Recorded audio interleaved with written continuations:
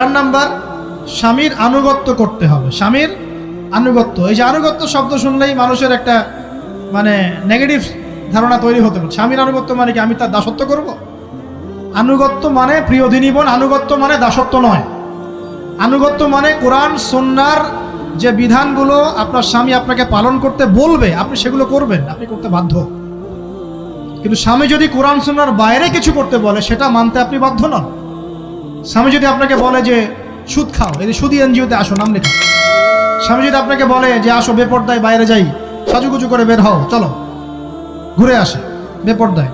স্বামী যদি বলে দেবরকে একটু খাবারটা দিয়ে আসো, আমার অফিসের কলিগ আসছে, খাবার পরিবেশন করো, আসো ডাইনিংয়ে আসো, এই যে হারাম কাজ, বেপর্দার আদেশ করছে, সুদের আদেশ করছে, আপনি সেগুলো পালন করবেন না। কিন্তু হালাল বৈধ যে কোনো বিষয় আপনি স্বামীর আনুগত্য করবেন, এটা আপনার উপর ফরজ। এই 4টা কাজ যদি আপনি করতে পারেন, জান্নাতের যে কোনো দরজা দিয়ে ইচ্ছা